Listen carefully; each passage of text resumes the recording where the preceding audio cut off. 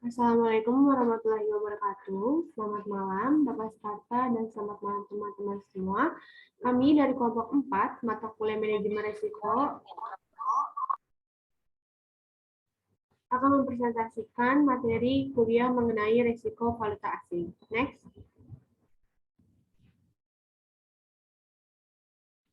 Kelompok 4 terdiri dari saya, Syafali Azani, dengan NIM 2019 12 11 034, dan selanjutnya. Kemudian ada saya Jadu dengan NIM 2019 12 11 020, dan selanjutnya. Saya Dewi Yulia Biranpasana dengan NIM 2019 12 11 032. Selanjutnya. Saya Meta Triostari dengan NIM 2019 12 11 050. Next. Sekarang kita masuk ke bagian pengantar. Next.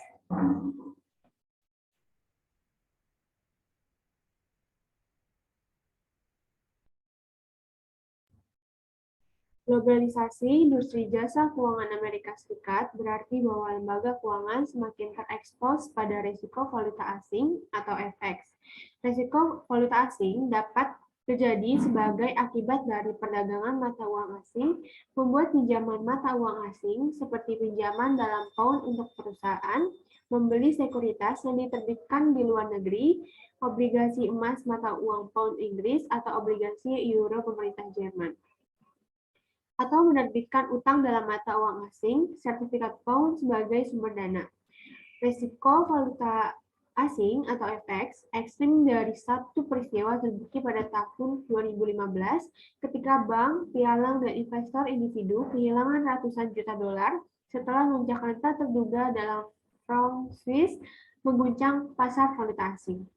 Franc Swiss melonjak hampir 30% terhadap euro dan 18% terhadap dolar dalam beberapa menit menyusul keputusan Bank Nasional Swiss untuk menghentikan pembatasan nilai franc terhadap euro. Citigroup dan Deutsche Bank masing-masing kehilangan sekitar 150 juta dolar karena apresiasi franc. Barclays memperkirakan kerugian mencapai puluhan juta dolar.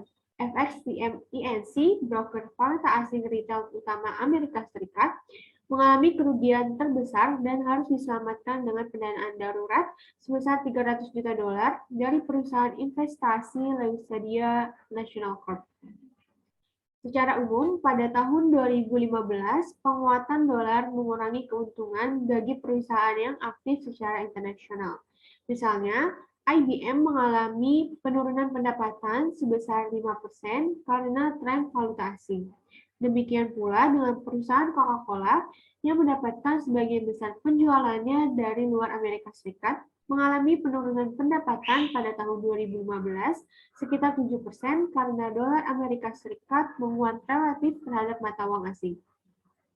Pada bab ini, kita akan melihat bagaimana lembaga keuangan mengevaluasi dan mengukur risiko yang dihadapi ketika aset dan kewajiban mereka didenominasi dalam mata uang asing dan juga dalam mata uang domestik.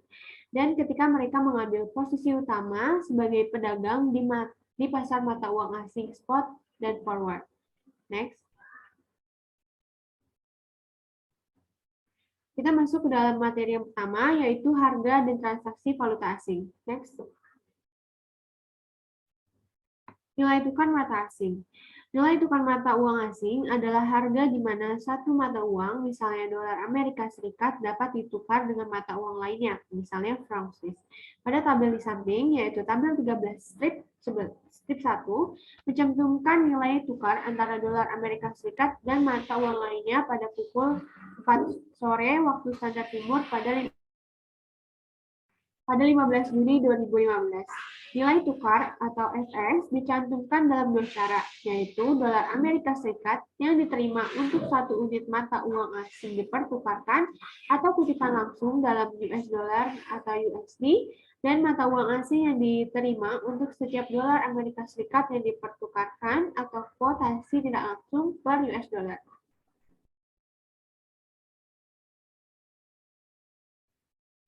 Misalnya, nilai tukar dolar Amerika Serikat untuk dolar Kanada Canadian dollar atau CAD pada tanggal 15 Juni 2015 adalah 0,8113 US dollar atau Canadian dollar atau 0,8113 dolar yang dapat diterima untuk setiap dolar Kanada yang ditukarkan. Sebaliknya, nilai tukar dolar Kanada untuk dolar AS atau Amerika Serikat adalah 1,2327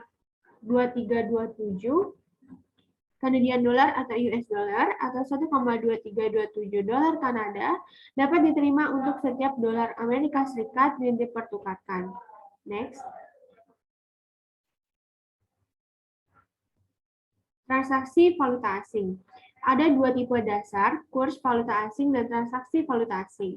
Tanggal penyelesaian spot dan tanggal penyelesaian forward. Transaksi spot valuta asing melibatkan penyelesaian langsung atau pertukaran mata uang dengan nilai tukar saat ini atau spot. Kita dapat lihat di gambar 13-1. Transaksi spot dapat dilakukan melalui divisi valuta asing bank umum atau dealer valuta asing non-bank. Contohnya adalah seorang investor Amerika Serikat yang ingin membeli pound Inggris melalui bank lokal pada tanggal 15 Juni 2015, pada dasarnya memiliki dolar yang ditransfer dari rekening banknya ke rekening dolar penjual pound pada tingkat 1 dolar per 0,6409 pound atau 1,5602 dolar per pound. Secara bersamaan, pound ditransfer dari rekening penjual ke rekening yang ditunjuk oleh investor Amerika Serikat. Jika dolar terdepresiasi, nilainya relatif terhadap pound. Misalnya, 1 dolar per 0,6328 pound atau 1,5757 dolar per pound. Nilai investasi pound jika dikonversi kembali menjadi dolar Amerika Serikat meningkat. Jika dolar terapresiasi, nilainya relatif terhadap pound. Misalnya, 1 dolar per 0,6428 pound atau 1,5557 dolar per pound. Nilai investasi pound jika dikonversikan kembali ke dolar Amerika Serikat menurun. Nilai tukar yang tercantum pada tabel di bawah, tabel 13-1, semuanya melibatkan pertukaran dolar Amerika Serikat untuk mata uang asing, atau sebaliknya. Secara historis, pertukaran sejumlah uang ke mata uang yang berbeda mengharuskan pedagang untuk terlebih dahulu mengubah uang menjadi dolar Amerika Serikat dan kemudian mengubahnya menjadi mata uang yang diinginkan. Baru-baru ini, perdagangan lintas mata uang memungkinkan pedagang mata uang untuk melewati langkah awalnya untuk mengkonversi ke dolar Amerika Serikat. Perdagangan lintas mata uang adalah sepasang mata uang yang diperdagangkan di pasar valuta asing yang tidak melibatkan dolar Amerika Serikat. Next.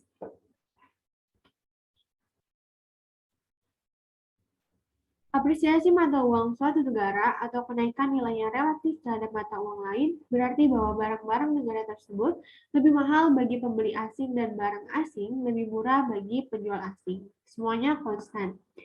Jadi, ketika mata uang suatu negara terapresiasi, produsen dalam negeri merasa lebih sulit untuk menjual barang-barang mereka di luar negeri, dan produsen asing merasa lebih mudah untuk menjual barang-barang mereka kepada pembeli dalam negeri. Namun sebaliknya, depresiasi mata uang suatu negara atau penurunan nilainya relatif terhadap mata uang lain, berarti barang negara tersebut menjadi lebih murah bagi pembeli asing dan barang asing menjadi lebih mahal bagi penjual asing. Next.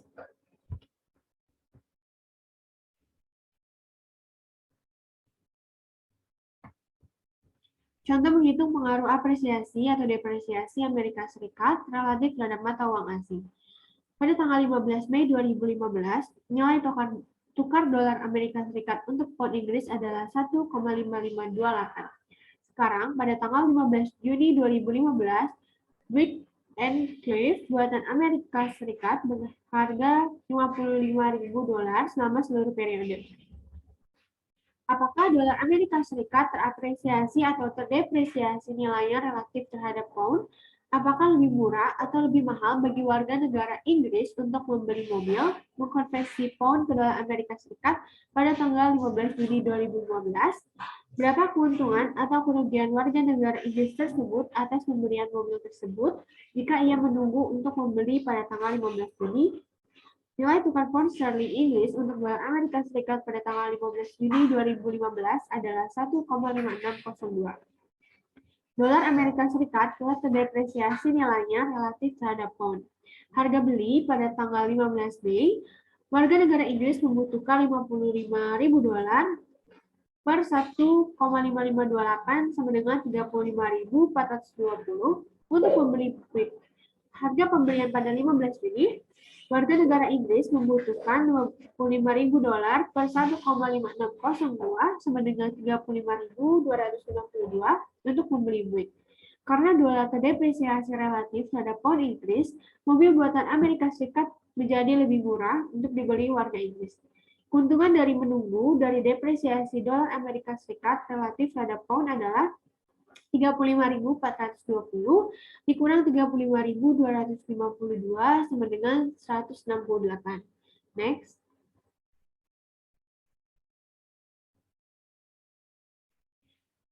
Gambar 13 strip 2 di bawah menunjukkan pola nilai tukar antara dolar Amerika Serikat dan beberapa mata uang asing dari tahun 2003 hingga Juni 2015.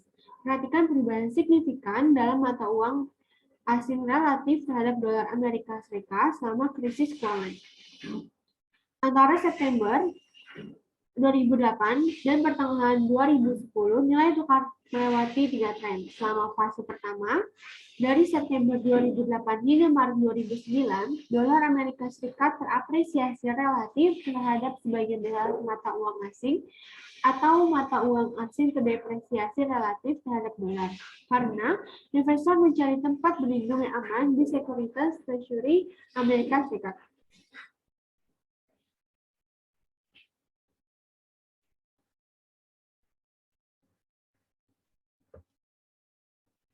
Selama fase kedua, dari Maret 2009 hingga November 2009, sebagian besar apresiasi dolar relatif terhadap mata uang asing berbalik arah karena kepercayaan dunia kembali.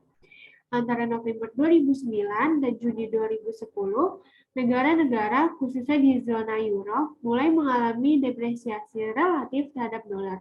Dolar terapresiasi relatif terhadap euro di tengah kekhawatiran tentang euro karena masalah di berbagai negara Uni Eropa atau UI. Seperti Portugal, Irlandia, Islandia, Yunani, dan Spanyol yang disebut dengan PIIGS. Dari Juni 2010 sampai Agustus 2011, kekhawatiran tentang Eropa agak mereda dan pemerintah Amerika Serikat berjuang untuk meloloskan undang-undang yang memungkinkan peningkatan plafon utang nasional yang akan memungkinkan negara untuk menghindari potensi gagal bayar utang negara Amerika Serikat. Dolar terdepresiasi terhadap mata uang asing sampai kenaikan utang disahkan pada tanggal 2 Agustus 2011. Meskipun ada penurunan peringkat utang Amerika Serikat oleh Standard & Poor's pada tanggal 5 Agustus 2011 akibat ketidakmampuan Kongres Amerika Serikat untuk bekerja untuk menstabilkan situasi defisit utang Amerika Serikat dalam jangka panjang, dolar kembali terapresiasi relatif terhadap sebagian besar mata uang asing pada periode setelah tanggal Agustus 2011 karena kekhawatirannya meningkat masalah di Eropa, termasuk kemungkinan pembubaran euro dan pengusiran Yunani dari Uni Eropa, mendorong investor untuk kembali mencari tempat berlindung yang aman di Amerika Serikat yang berharga. Next. Selain periode terdepresiasi dolar yang singkat pada akhir 2014, ketika Bank Sentral Eropa secara tak terduga memangkas suku bunga utamanya dalam upaya untuk mengatasi kemerosotan ekonomi negara yang terus berlanjut. Dolar terus terapresiasi relatif terhadap mata uang asing hingga tahun 2015. Perhatikan juga penurunan nilai franc Swiss atau SFR relatif terhadap dolar AS atau Amerika Serikat pada Januari 2015. Seperti disebutkan dalam pengantar bab ini, Swiss National Bank mengizinkan franc Swiss untuk mulai mengambang relatif terhadap euro pada Januari 2005. Penurunan tersebut relatif singkat dampaknya terhadap nilai tukar CHF atau USD. Namun karena pada bulan Februari nilai tukar kembali ke level sebelum Januari. Transaksi valuta asing forward adalah penukaran mata uang pada nilai tukar tertentu atau nilai tukar forward yang diselesaikan pada tanggal tertentu di masa depan, seperti yang diilustrasikan pada gambar 13.1. Contohnya adalah perjanjian hari ini pada waktu 0 untuk menukar dolar dengan pound dengan nilai tukar tertentu maju 3 bulan di masa depan. Kontrak berjangka biasanya ditulis untuk periode 1, 3, atau 6 bulan, tetapi dalam praktiknya kontrak tersebut dapat ditulis dalam jangka waktu tertentu. Misalnya, dari tabel 13.1, kurs spot dolar Amerika Serikat ke euro pada tanggal 15 Juni 2015 adalah 1,1285 atau kurs spot euro untuk dolar Amerika Serikat adalah 0,8862. Sedangkan kurs forward 1 bulan adalah 1,1289. Dengan demikian, seorang investor dapat mengubah $250.000 menjadi euro di pasar valuta asing spot dengan kurs 0,8862 euro per dolar dan membeli kontrak forward 1 bulan untuk mengubah euro menjadi dolar. Investor akan memiliki $250.000 yang dikalikan dengan kurs spot euro untuk dolar Amerika Serikat sebesar 0,8862, hasilnya adalah 221.550 per tanggal 15 Juni 2015. Pada akhir bulan, investor akan mengkonversi 221.550 ke dolar dengan kurs forward 1,1289 dolar per euro atau 221.550 euro dikalikan dengan 1,1289 yang menghasilkan 250.108 dolar. Next. Kita masuk ke pembahasan kedua, yaitu sumber paparan resiko valuta asing. Next.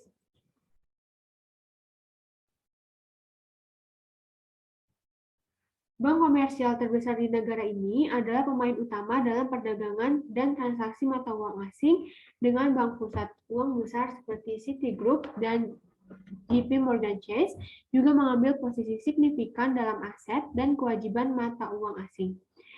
Kotak perspektif industri menunjukkan beberapa masalah yang JP Morgan Chase mempertimbangkan dalam mengevaluasi risiko asingnya.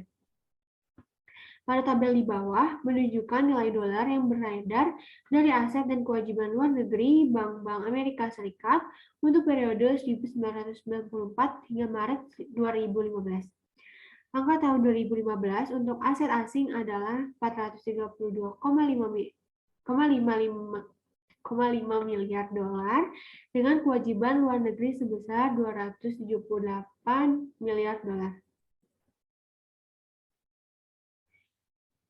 Seperti yang Anda lihat, baik kewajiban dan aset mata uang asing tumbuh hingga 1997 dan kemudian turun dari 1998 hingga 2000. Krisis keuangan di Asia dan Rusia pada tahun 1997 dan 1998 dan di Argentina pada awal tahun 2000-an kemungkinan menjadi alasan penurunan aset dan kewajiban asing selama periode ini. Setelah periode ini, pertumbuhan meningkat pesat seiring pulihnya ekonomi dunia. Sementara pertumbuhan kewajiban dan klaim aset pada orang asing melambat selama krisis keuangan. Tingkatnya tetap stabil karena lembaga keuangan di Amerika Serikat dipandang sebagai beberapa lembaga keuangan teraman selama krisis. Selanjutnya, pada tahun 1994 hingga tahun 2000, bank-bank Amerika Serikat memiliki lebih banyak kewajiban daripada klaim atau aset pada orang asing. Jadi, jika dolar terdepresiasi relatif terhadap mata uang asing, lebih banyak dolar dikonversi ke mata uang asing yang akan dibutuhkan untuk melunasi kewajiban atau hutang dan bank-bank Amerika Serikat yang mengalami kerugian karena risiko nilai tukar mata uang asing. Namun, kebalikannya terjadi pada tahun 2005 hingga 2015, yaitu karena dolar terdepresiasi, mengapresiasi relatif terhadap mata uang asing, bank-bank Amerika Serikat mengalami keuntungan atau kerugian dari exposure valuta asing mereka. Next. Selanjutnya akan dijelaskan oleh Dewi Yuli.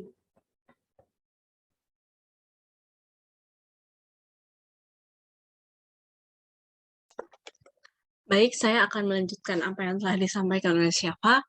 Di sini kita dapat melihat tabel 13 strip 3, di mana tabel strip 3 ini memberikan kategori posisi mata uang asing atau investasi dari semua bank Amerika Serikat dalam mata uang per Juni 2015. Kita bisa lihat di kolom pertama dan kolom kedua, yaitu mengacu pada aset dan liability, aset atau dan kewajiban dalam mata uang asing yang dimiliki oleh portofolio di bank-bank Amerika Serikat. Contohnya di sini ada Canadian dollar, Japanese yen, Swiss franc, British pound, sama euro. Untuk di kolom ketiga dan kolom keempat mengacu pada perdagangan di pasar mata uang asing, yaitu pasar spot untuk FX dan pasar forward untuk FX, di mana kontrak dibeli saat dalam masa yang panjang dan akan dijual di dalam masa yang pendek dalam setiap mata uang utama. Perdagangan mata uang asing ini tentunya mendominasi investasi portofolio langsung. Meskipun posisi perdagangan ini agregat dan kelihatannya sangat besar, misalnya di bank-bank Amerika Serikat membeli 2077,024 euro, dalam pound, membeli 2077,024 miliar, posisi exposure keseluruhan atau bersih mereka bisa relatif lebih kecil. Misalnya posisi bersih dalam pound adalah 162 juta pound. Nah, exposure FX ini, keseluruhan institusi keuangan ini dalam mata uang tertentu dapat diukur dengan exposure bersih yang diukur dalam mata uang lokal dan dilaporkan dalam kolom kelima dari tabel 13 strip 3 dengan rumus exposure-nya itu didapat dari di sini dalam kurung FX asset dikurang FX liability ditambah dalam kurung buka FX quote dan FX yang sudah terjual, maka didapatkan net foreign asset sama net FX both. Next.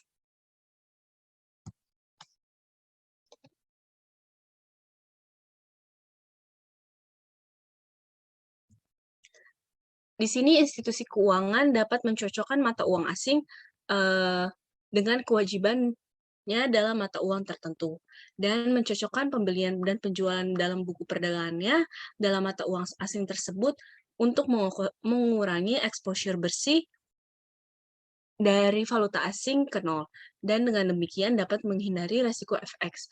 Hal itu juga bisa mengimbangi ketidakseimbangan dalam portofolio aset kewajiban asingnya dengan ketidakseimbangan yang berlawanan dalam buku perdagangan, sehingga posisi exposure bersihnya dalam mata uang itu akan menjadi nol. Selanjutnya, perusahaan induk keuangan dapat mengumpulkan exposure valuta asing mereka lebih banyak lagi, di mana perusahaan induk keuangan mungkin memiliki bank komersial, perusahaan asuransi, dan dana pensiun semua di bawah satu payung, yang memungkinkan mereka untuk mengurangi exposure valuta asing bersih di semua unit. Nah, seperti yang tadi kita sudah lihat di tabel 13 strip 3, di mana bank-bank Amerika Serikat ini memiliki exposure FX yang bersih positif dalam 3 dari 5 mata uang utama di Maret 2015, di mana posisi exposure bersih positif ini telah menyeratkan bahwa institusi keuangan di Amerika Serikat secara keseluruhan net long dalam suatu mata uang, yaitu institusi keuangan telah lebih banyak mata uang asing daripada yang telah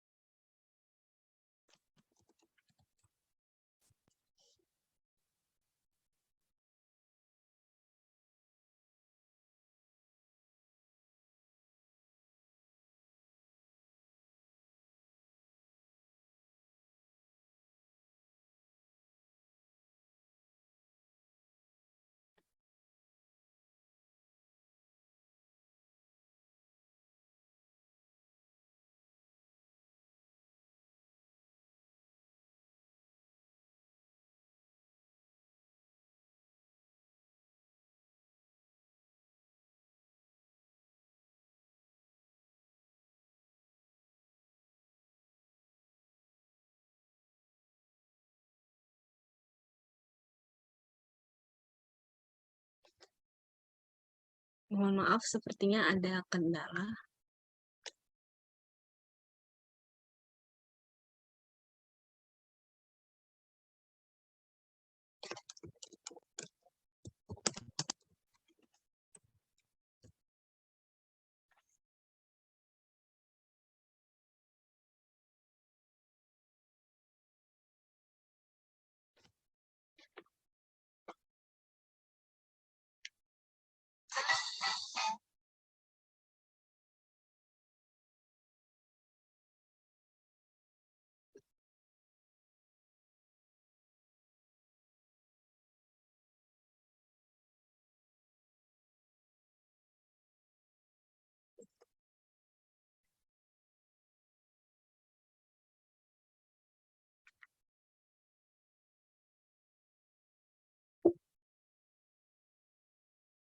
Baik, akan saya lanjutkan lagi.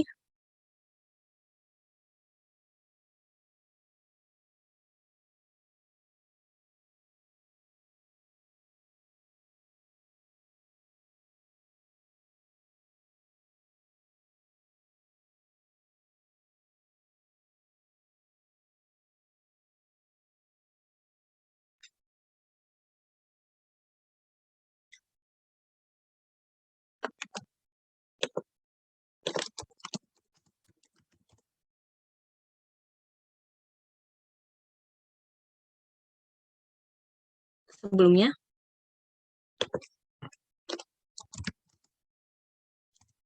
ya, baik, saya lanjutkan kembali. Di sini tadi sampai di posisi exposure bersih positif menyeratkan bahwa institusi keuangan Amerika Serikat secara keseluruhan net long dalam suatu mata uangnya itu institusi keuangan telah lebih banyak mata uang asing daripada yang telah dijual. Dan untuk menghadapi resiko bahwa mata uang asing ini akan jatuh nilainya terhadap dolar Amerika Serikat atau mata uang domestik, posisi exposure bersih negatif menyeratkan bahwa institusi keuangan Amerika Serikat kekurangan neto dalam mata uang asingnya itu di mana institusi keuangan telah menjual lebih banyak mata uang asing daripada yang telah dibeli dan menghadapi resiko bahwa uang asing dapat naik nilainya terhadap dolar. Next.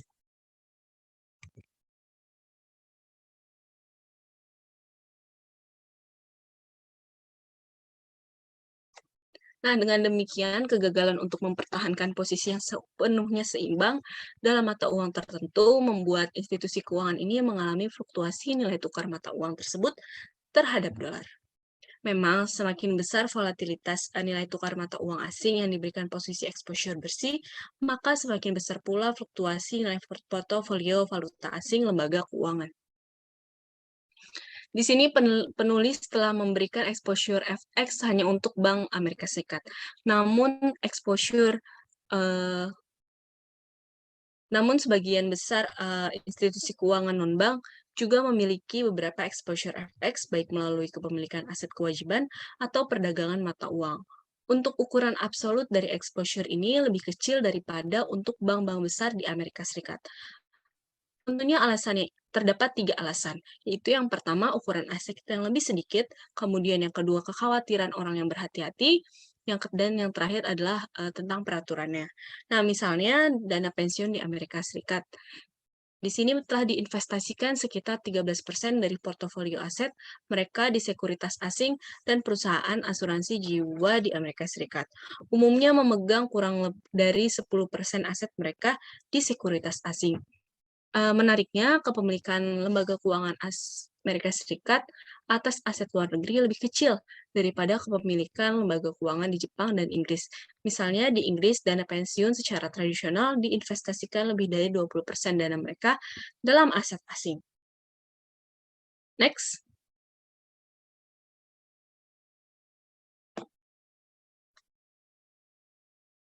Next.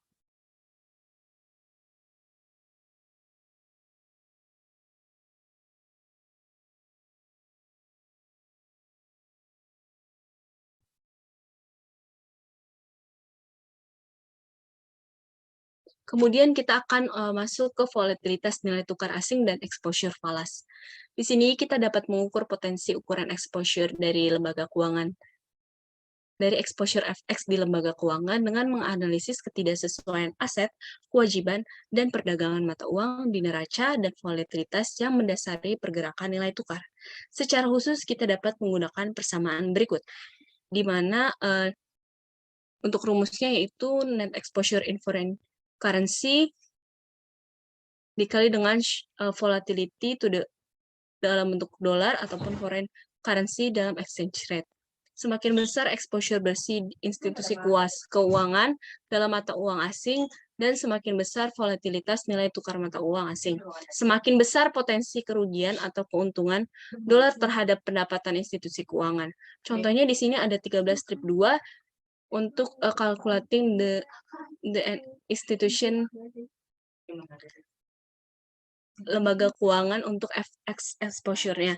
Contohnya di sini yaitu di tanggal 14 Juni 2015, institusi keuangan Amerika Serikat memiliki exposure bersih ke pound Inggris sebesar 2.500.000. Nilai tukar dolar Amerika Serikat untuk pound Inggris adalah 1,5828.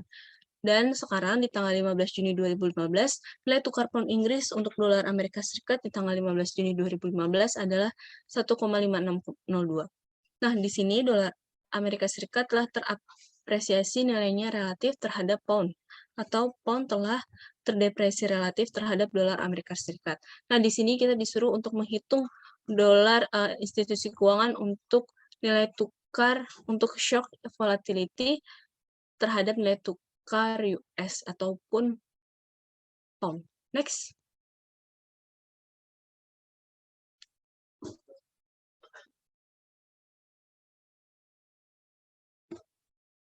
Ini lanjutannya, yaitu nilai dolar Amerika Serikat dari posisi pound Inggris, dari posisi institusi keuangan Inggris di tanggal 14 Juni adalah 2.500.000, kemudian dikalikan dengan 1,5828, maka didapat hasil 3.957 dolar. Nah, nilai dolar AS ini dari posisi pound Inggris institusi keuangan pada tanggal 15 Juni, yaitu 2.500.000 dikali dengan 1,5602, maka didapatlah hasil 3.957 dolar. Jadi kerugian dari posisi beli bersih dalam pound Inggris dan depresiasi pound relatif terhadap Amerika Serikat adalah sebagai berikut. Di mana 3.900.500 dikurang dengan 3.957 dolar, maka didapatkan hasil minus 56.500 dolar. Atau kerugian atau keuntungan dari dolar institusi keuangan di Amerika Serikat dalam pound Inggris adalah 2.500.000 pound dikali dengan 1,502 dikurang dengan 1,5828, maka dapat hasil yaitu 56.500 pound.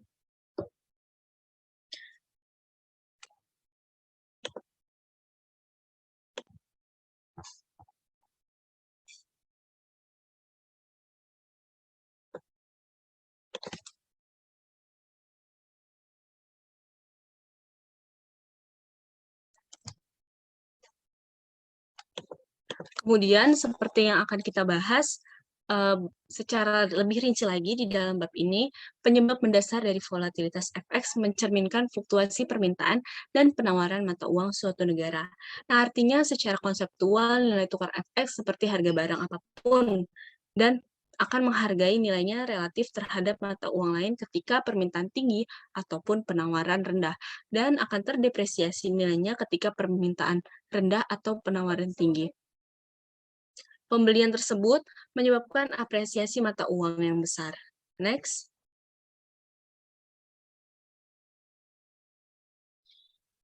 Selanjutnya kita akan masuk ke subbab yang ketiga, yaitu perdagangan mata uang asing. Next.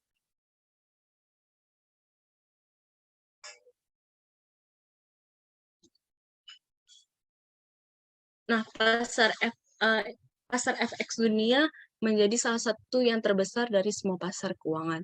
Bahkan omset perdagangan rata-rata mencapai 5,3 triliun dolar per hari dalam beberapa tahun terakhir. Lebih dari 80 kali volume perdagangan harian di New York Stock Exchange. Dari 5,3 triliun dolar, rata-rata volume perdagangan harian di pasar valuta asing itu itu di tahun 2014 sebesar 2,05 triliun dolar atau sekitar 38,3%. Nah, alasan utama peningkatan penggunaan forward relatif terhadap transaksi valuta asing spot adalah peningkatan kemampuan untuk melindungi nilai resiko valuta asing dengan kontrak valuta asing forward yang akan dibahas di bab selanjutnya. Di sini di tabel 13,4 mencantumkan pedagang mata uang asing teratas di tahun 2015. 4 bank teratas yang beroperasi di pasar ini itu ada Citigroup, Bank Jerman, Barclays, UBS, dan SCBC. Next.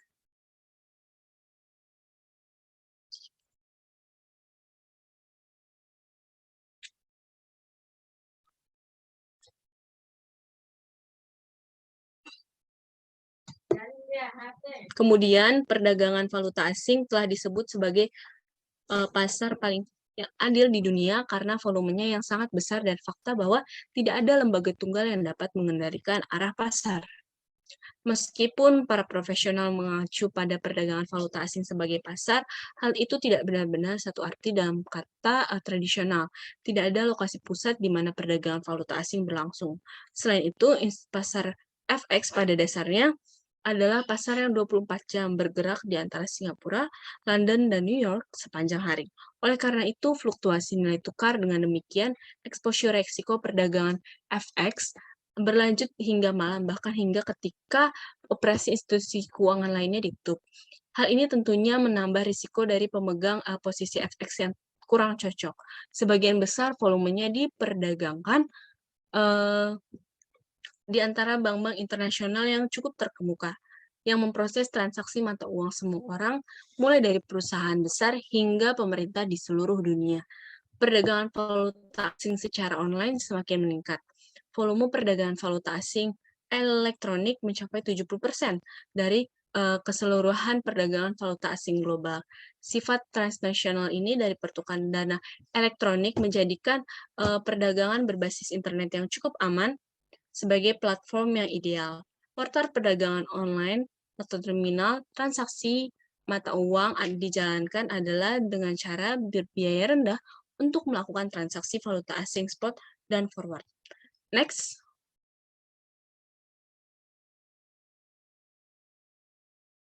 Kemudian di sini kita akan membahas aktivitas perdagangan falas.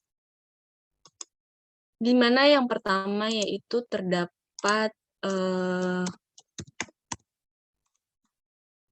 posisi institusi keuangan di pasar falas umumnya mencerminkan 4 aktivitas perdagangan.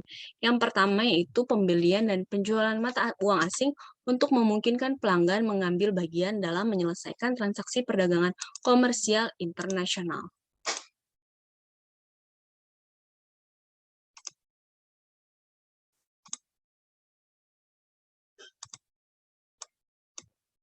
Kemudian yang kedua yaitu pembelian dan penjualan mata uang asing untuk mengambil untuk memungkinkan pelanggan atau lembaga keuangan itu sendiri mengambil posisi dan investasi real dan keuangan asing.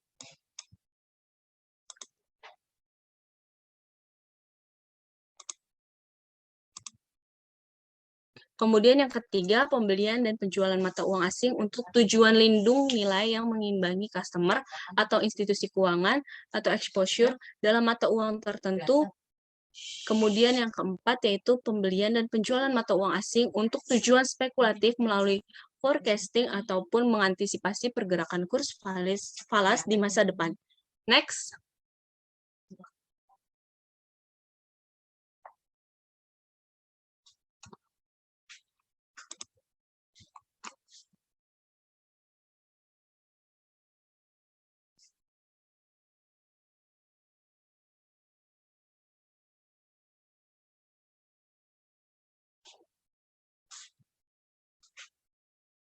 Bisa di next.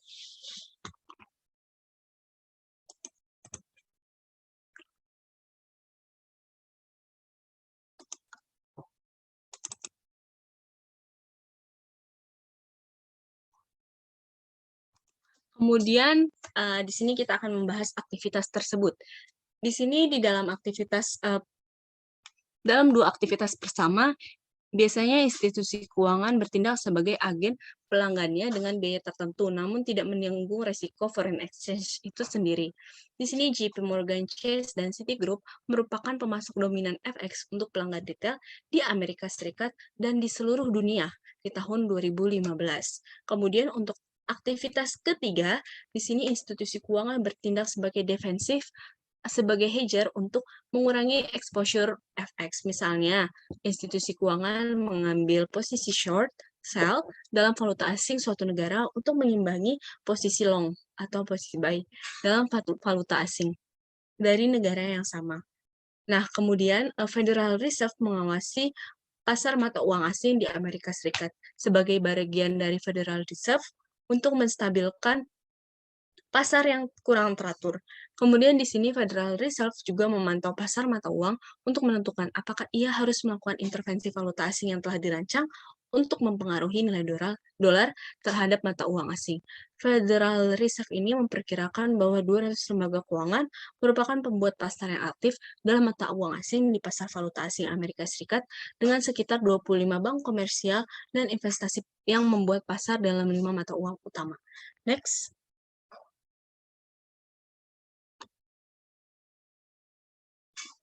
Kemudian, sebagian besar keuntungan atau kerugian dalam perdagangan valuta asing berasal dari pengambilan posisi terbuka atau berspekulasi dalam mata uang. Pendapatan dari perbuatan pasar bid ask spread atau dari bertindak sebagai agent untuk pelanggaran eceran atau grosir umumnya hanya menyediakan sumber pendapatan sekunder atau tambahan. Perhatikan pendapatan perdagangan dari perdagangan falas untuk beberapa bank besar Amerika Serikat di tabel 13-5. Di sini bank perdagangan FX yang dominan di Amerika Serikat itu ada Citigroup, Bank of America, JP Morgan Chase. Seperti bisa kita lihat, tahun pendapatan perdagangan untuk tumbuh dengan mantap di tahun-tahun ini adalah sebelum krisis keuangan. Hanya untuk 13 lembaga keuangan, pendapatan dari aktivitas perdagangan yang meningkat. Next.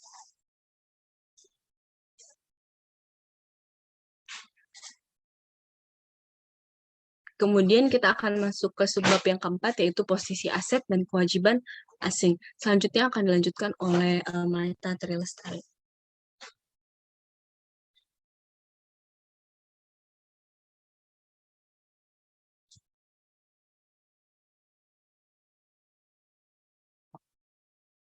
Maaf, akan dilanjutkan oleh Janet.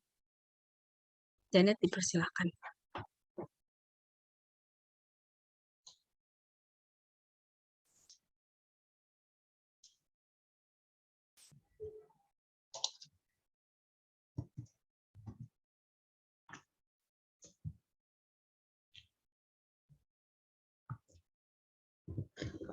Baik, untuk yang selanjutnya akan membahas mengenai posisi aset dan kewajiban asing.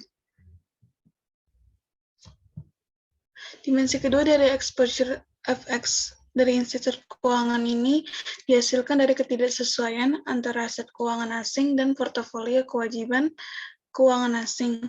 Seperti yang telah dibahas sebelumnya, bahwa institut keuangan long mata asing akan long mata uang asing jika asetnya dalam mata uang tersebut melebihi kewajibannya, sedangkan akan terjadi FX short mata uang asing jika kewajibannya dalam mata uang tersebut melebihi asetnya. Aset keuangan asing mungkin termasuk obligasi dalam mata uang franc Swiss, pound Inggris, dan ataupun surat berharga bermata emas, dan obligasi Meksiko berdominasi peso. Kewajiban keuangan asing mungkin termasuk menerbitkan CD pound Inggris ataupun obligasi berdominasi yen di euro market untuk mengumpulkan dana yen. Globalisasi pasar keuangan telah menciptakan berbagai kemungkinan besar untuk mengumpulkan dana mata uang selain mata uang dalam negeri.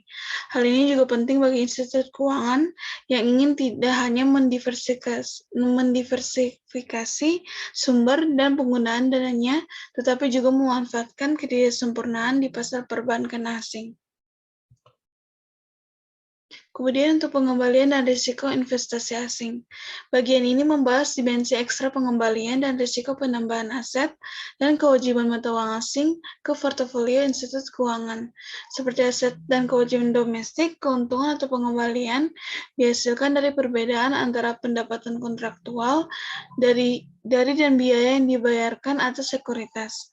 Namun dengan aset dan kewajiban luar negeri, keuntungan atau pengembalian juga dipengaruhi oleh perubahan nilai tukar mata uang asing.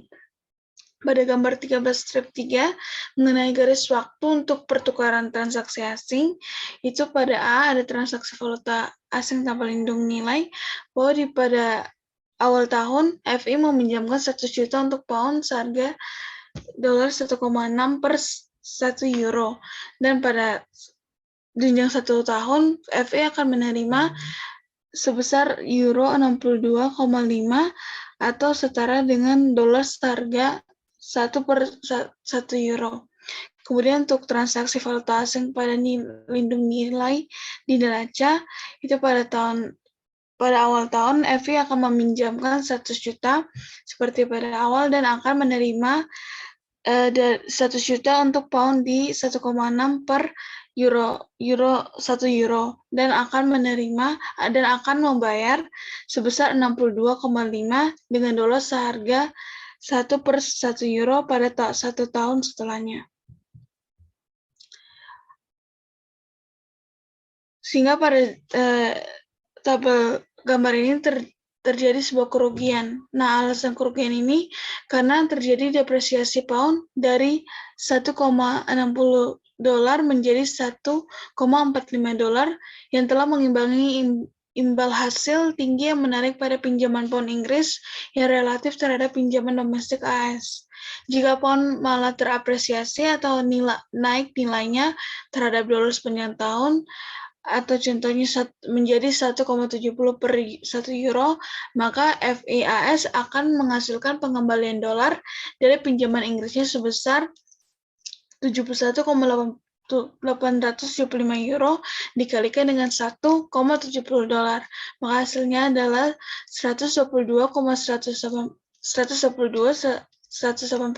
juta dolar, atau dikatakan presentasi pengembaliannya sebesar 22,188%. Kemudian Institut Keuangan AS juga akan menerima keuntungan ganda dari investasi di Inggris atau hasilnya tinggi dari pinjaman domestik Inggris dan ditambah dengan apresiasi dalam pound selama periode investasi 1 tahun.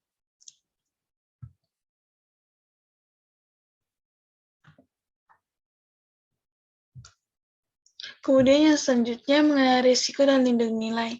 Karena seorang manajer tidak dapat mengetahui sebelumnya berapa nilai tukar spot ataupun dolar pada akhir tahun, ketidakseimbangan portofolio atau strategi investasi di mana institusi keuangan memiliki net long sebesar 100 juta dolar dalam pound beresiko.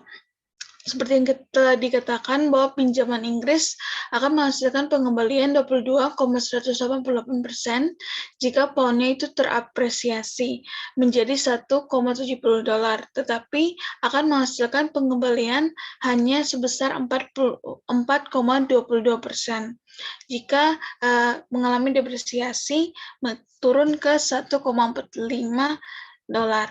Pada prinsipnya, seorang manajemen institusi keuangan dapat lebih mengontrol skala exposure FX-nya dalam dua cara utama, yaitu yang pertama ada hedging on balance sheet dan yang kedua off balance sheet hedging. Hedging pada neraca melibatkan membuat perubahan pada aset dan kewajiban pada neraca untuk melindungi keuntungan institusi keuangan dari risiko falas. Hedging off balance sheet tidak melibatkan perubahan on balance sheet, melainkan melibatkan mengambil posisi di forward atau sekuritas derivatif lainnya untuk melindungi risiko FX.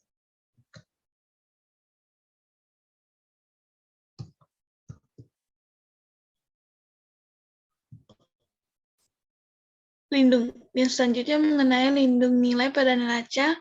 Berikut merupakan contoh yang mengilustrasikan bagaimana manajer institusi keuangan dapat mengontrol exposure FX dengan membuat perubahan pada neraca. Yaitu pada gambar lindung 13.4 mengenai lindung nilai pada neraca keuangan dianggap bahwa alih-alih mendanai investasi sebesar 100 juta dalam 15% pinjaman Inggris dengan CDAS, manajer F ini mendanai pinjaman Inggris senilai 100 juta yang setara dengan 100 juta pound CD 1 tahun pada tingkat 11%, atau seperti yang diilustrasikan dalam gambar 13.3. Maka akan terbentuk neraca bank yang terlihat seperti di gambar. Dalam situasi ini, FI memiliki buku aset atau liabilitas mata uang asing dan jatuh tempo yang cocok. Kita sekarang akan mempertimbangkan profitabilitas FI atau spread antara pengembalian aset dan biaya dana di bawah dua skenario. Untuk yang pertama, ketika nilai pound itu terapresiasi sepanjang tahun terdepresiasi menjadi 1,45 dolar per 1 euro dan terapresiasi sepanjang tahun menjadi 1,70 dolar per 1 euro. Untuk depresiasi poundnya, itu yang pertama pada awal tahun, FI akan meminjamkan 100 juta ekuivalen dalam CD pound selama 1 tahun dengan tingkat bunga yang dijanjikan sebesar 11% pada nilai tukar 1,60 euro dolar, di mana ini adalah jumlah pinjaman yang setara dengan 62,5 juta euro. Pada akhir tahun, bank harus membayar kembali pokok mereka kepada pemegang CD pound dan bunga sebesar 69,375 juta euro. Nah, jika pound terdepresiasi menjadi 1,45 dolar per 1 euro dalam 1 tahun, maka pembayaran dalam dolar akan menjadi 100,59 juta dolar atau sebesar 0,59%. Dengan demikian, pada akhir tahun akan terjadi hal berikut.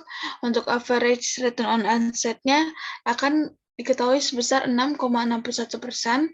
Kemudian untuk average cost of funds-nya atau overall cost-nya akan didapat sebesar 4,295% dan untuk net return-nya yang didapat dari average return on asset dikurangi dengan average cost of funds itu sebesar 2,315%.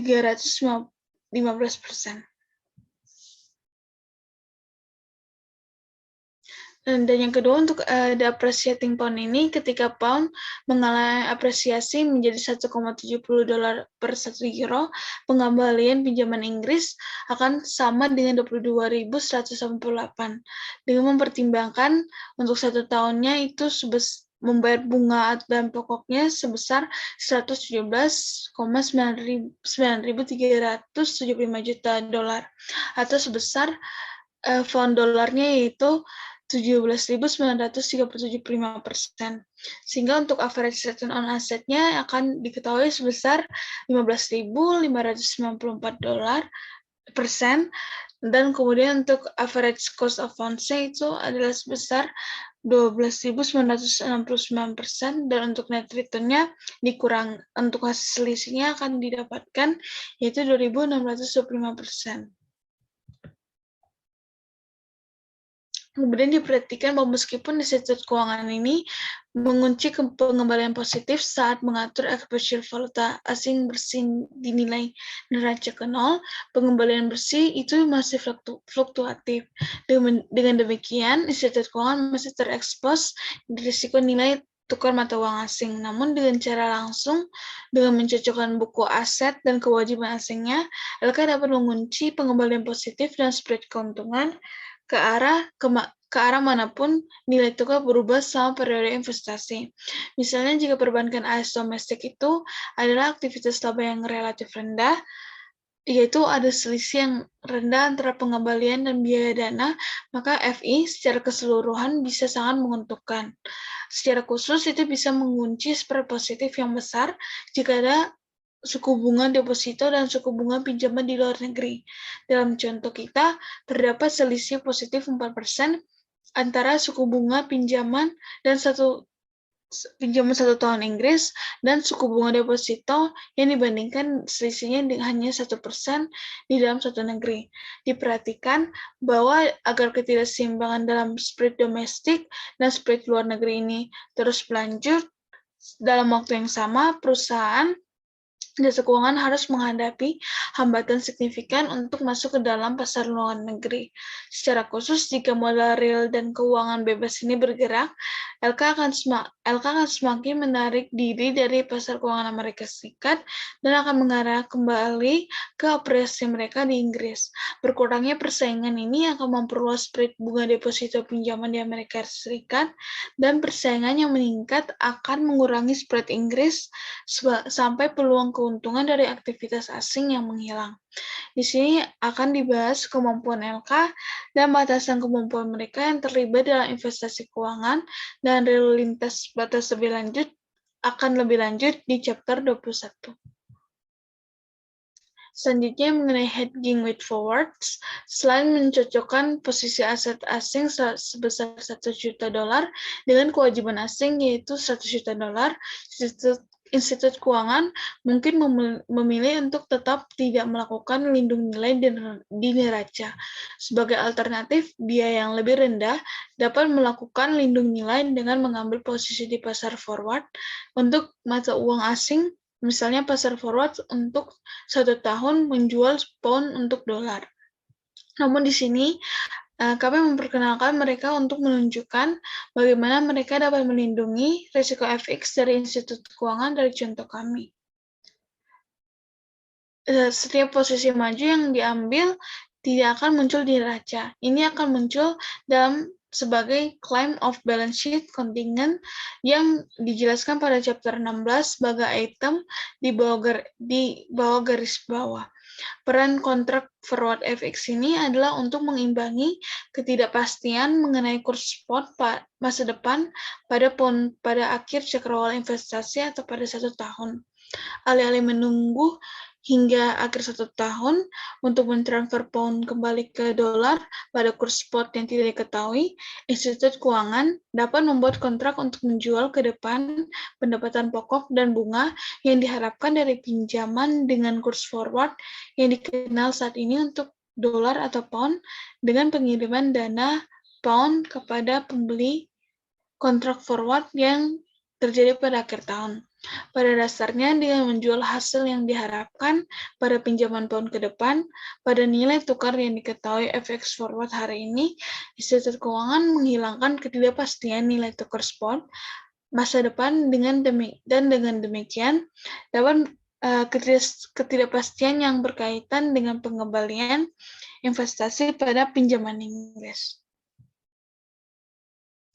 Penggunaan dari perangkat hedging off balance sheet ini seperti kontrak forward memungkinkan institut keuangan untuk mengurangi dan menghilangkan exposure risiko FX tanpa kehilangan transaksi yang berpotensi menguntungkan. Transaksi di neraca menghasilkan arus kas langsung, sedangkan transaksi di luar neraca menghasilkan arus kas masa depan yang tidak pasti. Oleh karena itu, biaya di muka untuk hedging menggunakan instrumen off balance sheet itu lebih rendah daripada biaya transaksi keuangan. Mungkin ada biaya pengungkapan tambahan untuk lindung nilai di neraca. Dan untuk instrumen lindung nilai di luar neraca telah dikembangkan untuk berbagai jenis exposure risiko. Untuk risiko mata uang, kontrak forward tersedia untuk sebagian besar mata uang pada berbagai tanggal pengiriman. Selain itu, karena kontrak forward dinegosiasikan di atas meja, pihak lawan memiliki fleksibilitas maksimum untuk menetapkan syarat dan ketentuan. Namun, ada beberapa risiko kredit yang terkait dengan instrumen lindung nilai di luar neraca karena ada beberapa kemungkinan bahwa pihak lawan akan gagal memenuhi kewajibannya. Exposure risiko kredit ini diperburuk di pasar yang dinegosiasikan seperti pasar forward, tetapi dikurangi untuk instrumen lindung nilai yang diperdagangkan di bursa seperti kontrak berjangka. Kemudian yang selanjutnya akan dijelaskan oleh Maita. Baik, selanjutnya kita masuk ke pembahasan multi-currency foreign asset liability position. Sejauh ini, kami telah menggunakan contoh satu mata uang dari portofolio aset kewajiban asing yang cocok ataupun yang tidak cocok. Banyak lembaga keuangan termasuk bank, reksadana, dan juga dana pensiun yang memegang posisi aset dan kewajibannya multi mata uang. Untuk portofolio perdagangan multi mata uang ini diversifikasi di banyak pasar aset dan juga kewajiban yang berpotensi dapat mengurangi resiko pengembalian portofolio dan biaya dana. Sejauh suku bunga domestik dan juga asing atau secara pengembalian saham untuk ekuitas tidak bergerak bersama-sama dari waktu ke waktu. Keuntungan potensial dari diversifikasi portofolio aset liability dapat mengimbangi resiko ketidaksesuaian posisi aset liability pada mata uang individu. Maka secara teoritisnya, tingkat bunga nominal satu periode atau ditambang sebagai RI pada ekuitas pendapatan tetap di negara tertentu memiliki dua komponen utama. Komponen yang pertama yaitu tingkat bunga real yang mencerminkan permintaan dan mencerminkan penawaran sektor real yang mendasari dana dalam mata uang tersebut. Untuk komponen yang kedua, yaitu adanya tingkat inflasi yang diharapkan dapat mencerminkan jumlah bunga tambahan yang diminta pemberi pinjaman dari peminjam untuk mengkompensasikan pemberi pinjaman atas erosi dari nilai pokok atau nilai real. Dana yang mereka pinjamkan karena adanya inflasi harga barang yang diharapkan selama periode pinjaman tersebut. Maka secara formal, sebagai berikut adalah rumusnya. Next.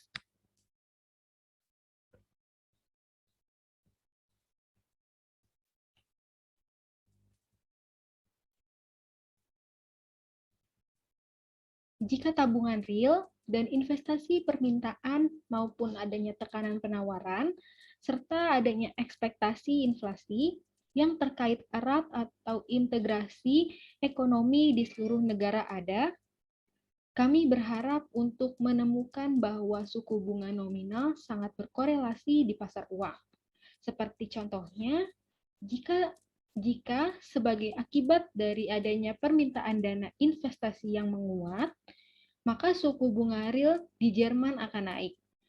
Mungkin akan ada arus keluar modal dari negara lain ke negara Jerman. Hal ini dapat menyebabkan kenaikan suku bunga real dan nominal di negara lain karena pembuatan kebijakan dan juga peminjaman mencoba untuk mengurangi ukuran arus keluar modal mereka.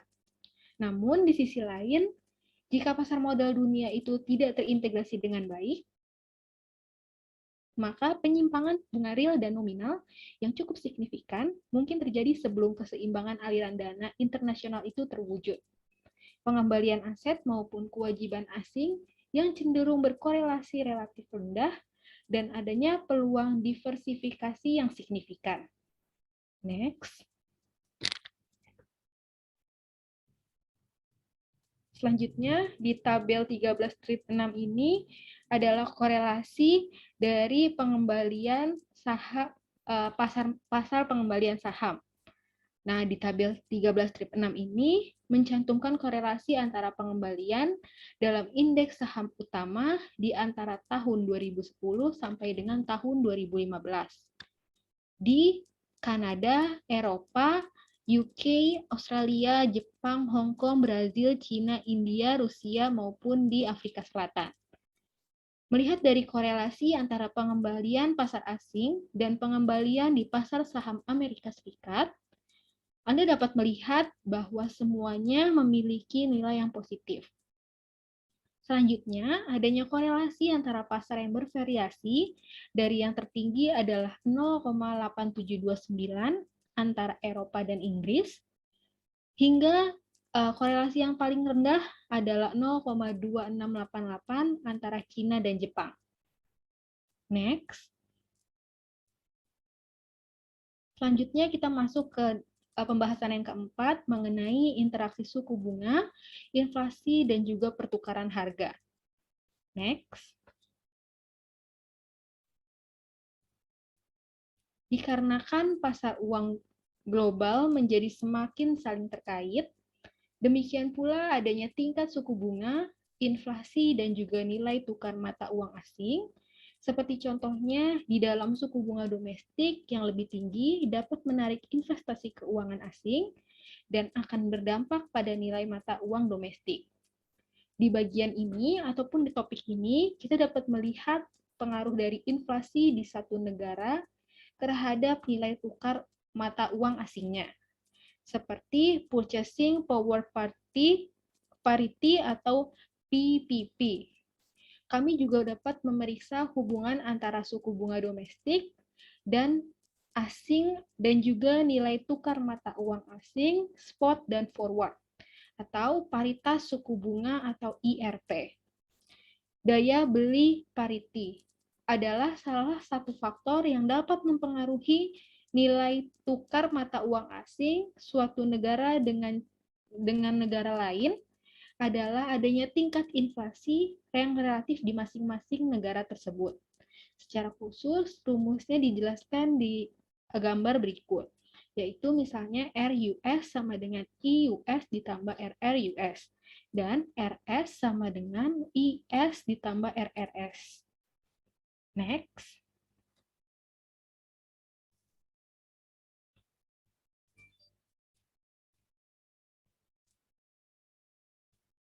Selanjutnya di US ini adalah suku bunga di Amerika, RS adalah suku bunga di Swiss, IUS adalah tingkat inflasi di Amerika, IS itu adalah tingkat inflasi di Swiss, RRUS adalah tingkat bunga real di Amerika, dan RRS adalah tingkat bunga real di Swiss. Dengan asumsi tingkat bunga real atau tingkat preferensi waktu sama di seluruh negara, yaitu sebagai berikut, maka suku bunga nominalnya antara Amerika Serikat dan Swiss ini mencerminkan perbedaan tingkat inflasi antara kedua negara. Ketika inflasi itu relatif dan tingkat suku bunga itu berubah, nilai tukar mata uang asing ini tidak dibatasi oleh peraturan pemerintah, juga harus menyesuaikan untuk memperhitungkan perbedaan relatif dalam tingkat harga dan tingkat inflasi antar kedua negara. Next.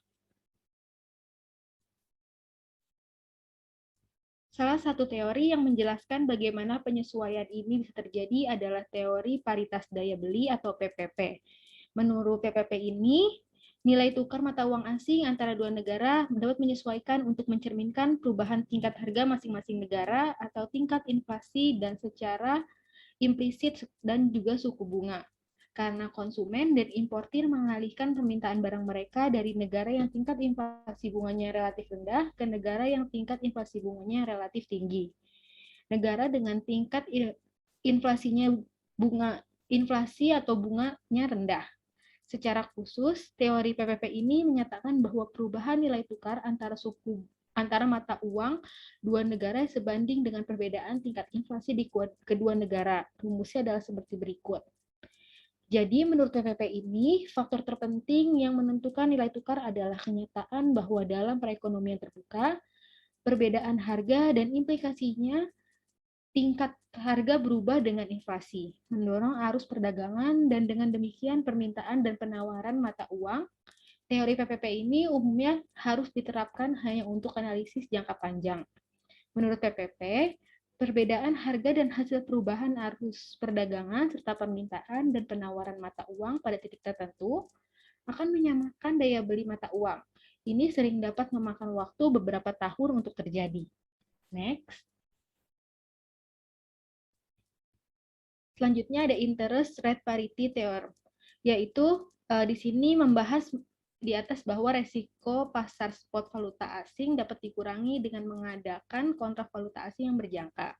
Secara umum, kurs spot dan forward untuk mata uang tertentu itu berbeda. Seperti contohnya nilai tukar spot antara pound Inggris dan dolar AS adalah 1,5602 pada tanggal 15 Juni 2015. Artinya, 1 pound dapat ditukarkan pada hari itu dengan 1,5602 dolar Amerika Serikat. Namun, kurs pada 3 bulan di antara dua mata uang asing tersebut adalah 1,5500 pada tanggal 15 Juni 2015. Kurs forward ini ditentukan oleh kurs spot dan kurs jangka pendek perbedaan suku bunga antar kedua negara. Hubungan spesifik yang menghubungkan nilai tukar spot, suku bunga jangka pendek, dan nilai tukar forward digambarkan sebagai interest rate parity atau biasanya disingkat sebagai IRPT. Secara intuitif, IRPT ini dapat menyiratkan bahwa dengan melakukan lindung nilai di pasar nilai tukar forward, investor dapat menyadari bahwa pengembalian yang baik berinvestasi di dalam negeri maupun di luar negeri. Inilah yang disebut hubungan tanpa arbitrase, dalam arti bahwa investor ini tidak dapat membuat pengembalian bebas resiko dan mengambil posisi saling mengimbangi di pasar domestik dan luar negeri. Artinya pengembalian dolar yang dilindungi nilainya atas investasi asing sama dengan pengembalian investasi domestik. Next. Kesetaraan akhirnya antara biaya dana domestik dan pengembalian aset asing yang dilindungi nilainya atau IRPT dapat dinyatakan sebagai berikut. Maka tingkat investasi di Amerika Serikat sama dengan pengembalian lindung nilai atas investasi di Inggris, di mana berikut ini adalah rumusnya, seperti misalnya di dalam contoh sebelumnya, tingkat tahunan deposito berjangka Amerika Serikat adalah 8,1%, bukan 8%. Di dalam hal ini akan menguntungkan bagi investor untuk menempatkan kelebihan dana di US daripada di Inggris. Peluang arbitrase yang ada dapat menghasilkan aliran dana dari deposito berjangka Inggris ke deposito berjangka Amerika Serikat. Menurut IRPT, aliran dana ini akan dengan cepat menaikkan dolar. Next.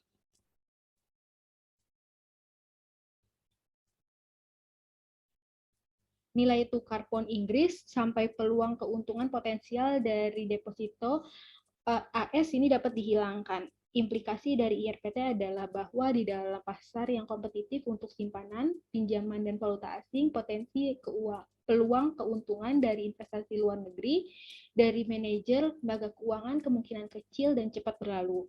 Pelanggaran IRPT ini jangka pendek kemungkinan besar terjadi hanya jika ada ketidaksempurnaan besar di dalam deposito internasional. Pinjaman dan juga pasar uang lainnya termasuk hambatan arus keuangan lintas batas. Seperti misalnya pada akhir tahun 2014, stimulus moneter yang dilakukan oleh Bank of Japan dimaksudkan untuk menghasilkan yen yang lebih murah dan dengan demikian dolar lebih kuat. Langkah tersebut menyebabkan harga pasar obligasi AS meningkat dan imbal hasil obligasi itu menurun. Pedagang mata uang asing meminjam yen dengan tingkat bunga yang sangat rendah yang mendekati 0. Yen dikonversi ke dolar dan diinvestasikan dalam treasury AS dengan hasil yang jauh lebih tinggi daripada biaya bunga untuk yen yang dipinjam.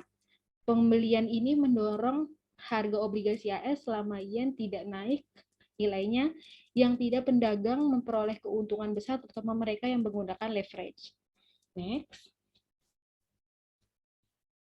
Selanjutnya kita masuk ke ringkasan di dalam bab ini. Bab ini dapat menganalisis sumber resiko FX yang dihadapi oleh manajer lembaga keuangan. Resiko tersebut muncul melalui ketidaksesuaian perdagangan dengan mata uang asing ataupun posisi aset dan liability asing dalam mata uang individu. Sementara adanya ketidaksesuaian tersebut dapat menguntungkan jika perkiraan FX itu terbukti benar. Hasil dan volatilitas yang tidak terduga dapat menimbulkan kerugian yang signifikan pada lembaga keuangan. Mereka dapat mengancam profitabilitasnya dan pada akhirnya solvabilitas dengan cara yang mirip dengan resiko suku bunga dan likuiditas. Bab ini juga membahas kemungkinan cara untuk mengurangi resiko tersebut, termasuk adanya lindung nilai langsung melalui pembukuan aset liability asing yang sesuai, lindung nilai menggunakan kontak forward, dan lindung nilai melalui diversifikasi portofolio aset dan liabilitas asing. Next. Sekian presentasi dari kelompok kami, kurang lebihnya mohon maaf.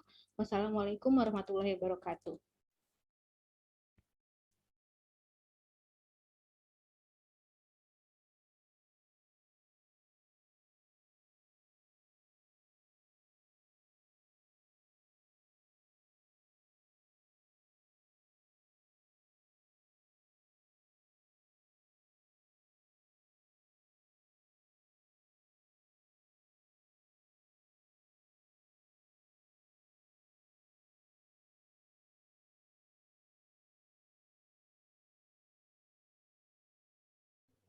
Baik, sekarang kita akan masuk pembahasan soal dari chapter ini. Next.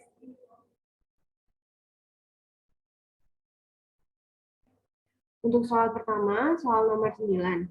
Dana pensiun maksimum berupaya mengelola salah satu portofolio obligasi yang dikelolanya. Dana tersebut telah mengidentifikasi 3 obligasi yang memiliki jatuh tempo 5 tahun dan diperdagangkan dengan imbal hasil hingga jatuh tempo 9%. Obligasi hanya berbeda dalam kupon 7%, 9%, dan 11%. Diminta yang pertama, berapa durasi untuk setiap obligasi, dan yang kedua, apa hubungan antara durasi dan jumlah bunga kupon yang dibayarkan, rencanakan hubungannya. Next. Jawaban soal nomor 9. Durasi. Durasi mempertimbangkan periode di mana arus kas terjadi dari pinjaman dan dengan demikian lebih akurat untuk mengukur tingkat sensitivitas aset dan kewajiban daripada jatuh tempo pinjaman. Durasi adalah periode waktu aktual yang diambil untuk pemulihan pinjaman dengan mempertimbangkan semua arus kas yang timbul dari pinjaman selama periode tertentu. Rumus dari menghitung durasi yaitu durasi sigma n sama dengan 1 PV T kecil dikali dengan T per sigma n T sama dengan 1 PV1. Keterangan D adalah durasi. Arus kas yang diterima dari sekuritas pada akhir tahun adalah CFT, periode terakhir di mana arus kas diterima adalah N, dan diskon faktor sama dengan 1 per 1 ditambah R pangkat T, di mana R adalah hasil tahunan atau tingkat suku bunga saat ini adalah DFT. Tanda penjumlahan untuk menjumlahkan semua suku dari T sama dengan 1 sampai T sama dengan N adalah sigma N T sama dengan 1. Nilai sekarang arus kas pada akhir periode T dihitung seperti CFT dikali DFT adalah PVT. Next. Untuk present value. Present value menghitung nilai uang hari ini yang akan diterima di masa mendatang. Ini menghitung berapa nilai masa depan yang berharga hari ini. Nilai sekarang dapat dihitung dengan menggunakan tabel nilai sekarang atau rumus nilai sekarang. Rumus untuk menghitung nilai sekarang dari jumlah lump sum adalah present value sama dengan future value per 1 ditambah R pangkat 1. Keterangan R adalah tingkat bunga, T adalah jangka waktu. Next. Arus kas untuk setiap waktu sama dengan tingkat kupon dan arus kas pada akhirnya sama dengan tingkat kupon ditambah nilai nominal obligasi. Pertama-tama kita akan menghitung nilai sekarang dari arus kas dan waktu dikalikan dengan nilai sekarang dari arus kas.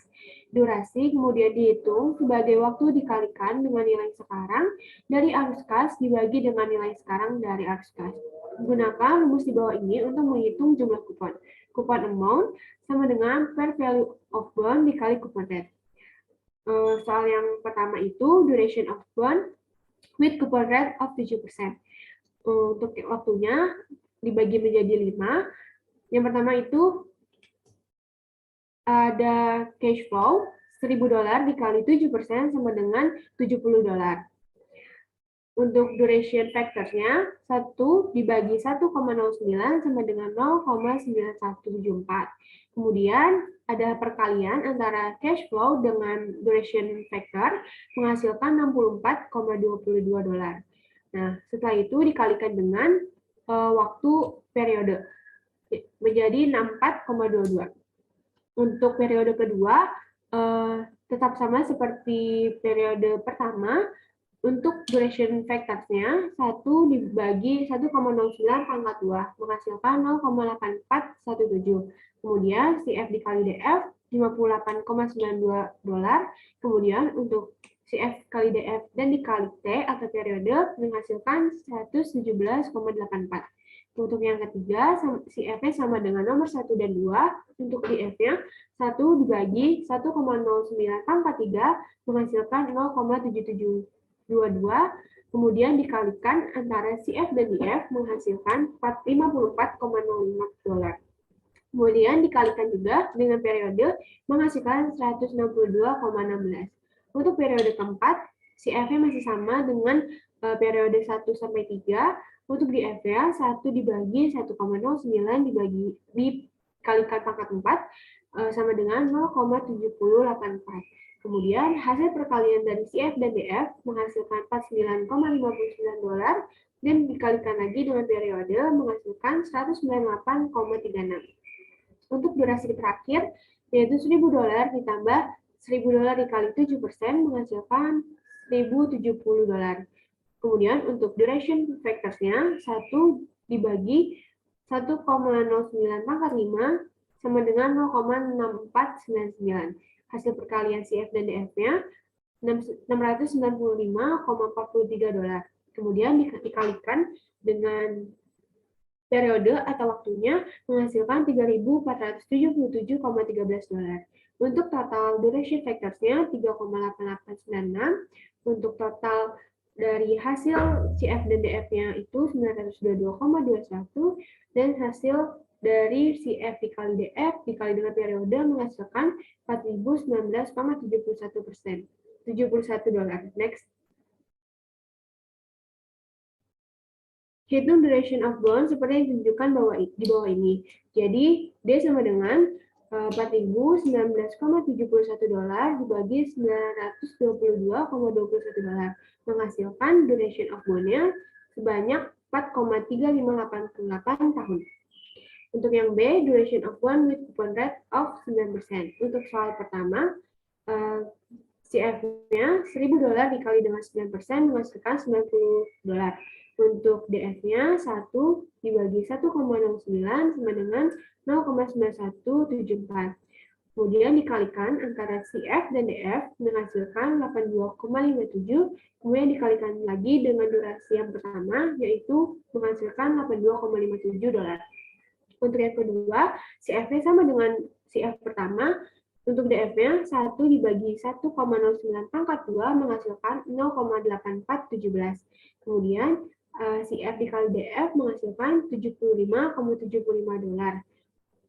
Selanjutnya, dikalikan lagi dengan periode menghasilkan $151,50.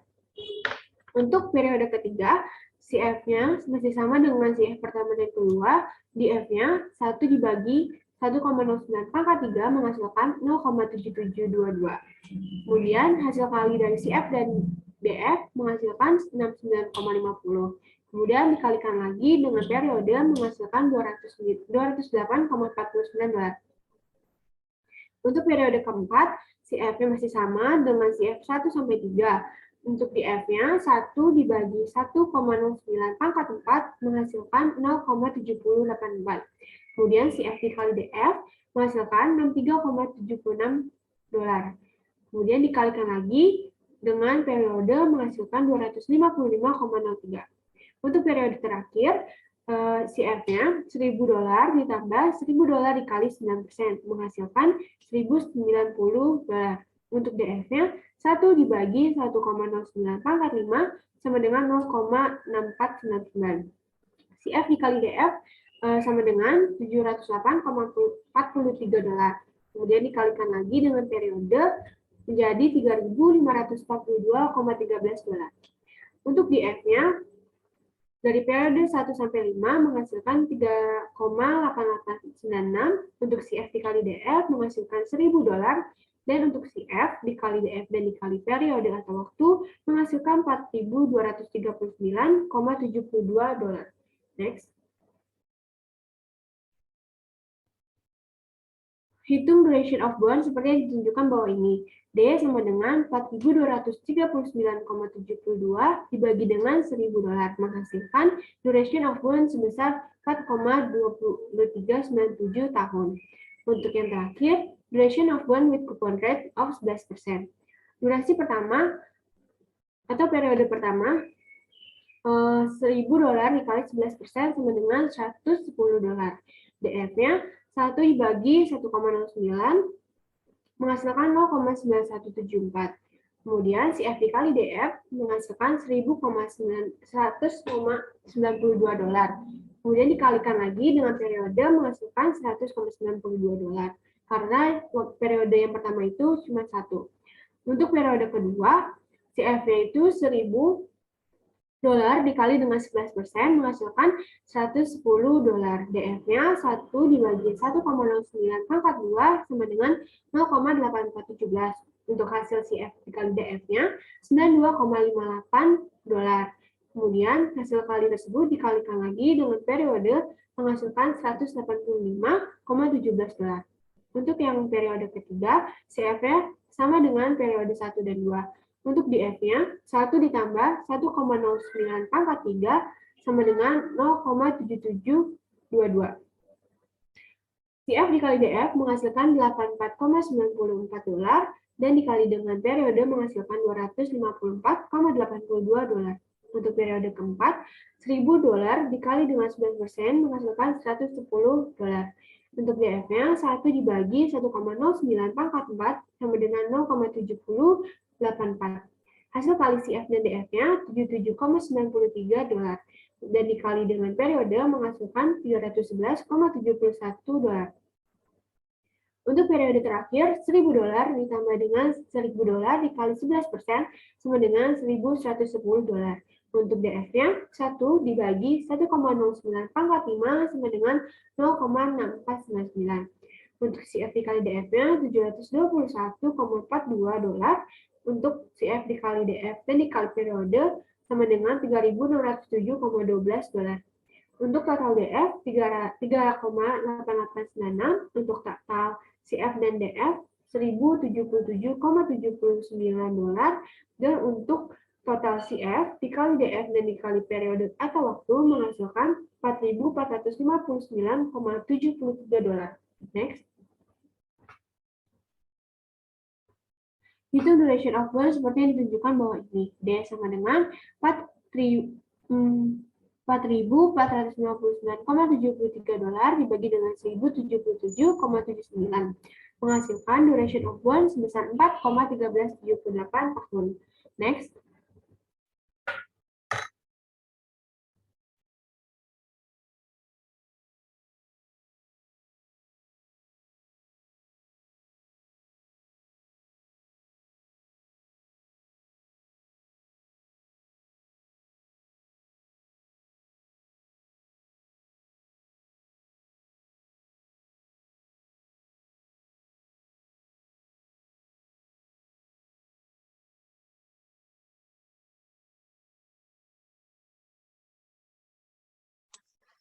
Selanjutnya, saya akan melanjutkan untuk soal kedua, yaitu soal 10.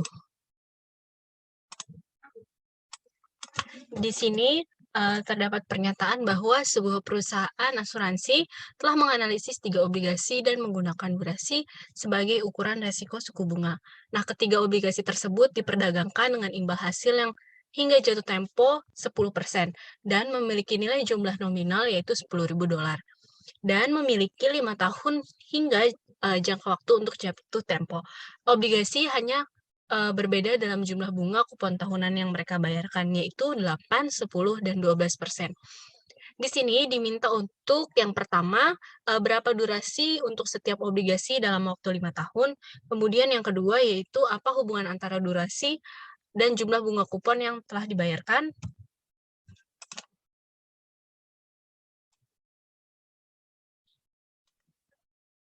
Nah, di sini durasi itu mempertimbangkan periode di mana arus kas terjadi dari pinjaman dan dengan demikian lebih akurat untuk mengukur tingkat sensitivitas aset dan kewajiban daripada jatuh tempo pinjaman. Durasi merupakan periode waktu aktual yang diambil untuk pemulihan pinjaman dan mempertimbangkan semua arus kas yang timbul dari pinjaman selama periode tersebut. Maka kita dapat menghitung durasi menggunakan rumus berikut. D sama dengan sigma PV di tahun ke T dikali T, kemudian per sigma PV T. Nah, di mana D itu merupakan durasi, kemudian CFT merupakan arus kas yang diterima dari sekuritas pada akhir tahun, untuk N adalah periode terakhir di mana arus kas dapat diterima, dan diskon faktor atau 1/1 plus R pangkat T, di mana R merupakan hasil tahunan untuk tingkat suku bunga saat ini. Kemudian tanda penjumlahan untuk menjumlahkan semua suku dari T sama dengan 1 sampai T sama dengan 6. Itu adalah N. Itu adalah sigma. Kemudian nilai arus kas pada akhir periode dapat dihitung CFT dikali DFT, maka menghasilkan PVT. Nah, untuk menghitung present value ini menghitung nilai uang hari ini yang akan diterima di masa mendatang. Hal ini menghitung beberapa nilai di masa depan yang berharga di hari ini. Nilai sekarang dapat dihitung dengan menggunakan tabel sekarang atau rumus nilai sekarang. Nah, untuk rumus menghitung present value dari jumlah yaitu future value per 1 plus R pangkat T, di mana R ini adalah tingkat bunga dan T itu adalah jangka waktu. Untuk jawabannya, untuk soal yang pertama, arus kas untuk setiap waktu sama dengan tingkat kupon dan arus kas pada akhirnya sama dengan tingkat kupon ditambah nilai nominal obligasi. Pertama-tama kita akan menghitung nilai sekarang dari arus kas dan waktu dikalikan dengan nilai sekarang dari arus kas. Kemudian durasi dihitung sebagai waktu dikalikan dengan nilai sekarang dan arus kas dibagi dengan nilai sekarang dari arus kas. Nah, kita dapat menghitung rumus di bawah ini untuk menghitung jumlah kupon, di mana par value of bond dikali dengan kupon rate. Nah, durasi obligasi dengan tingkat kupon 8%, untuk menghitung present value-nya sebagai berikut. Untuk tahun pertama,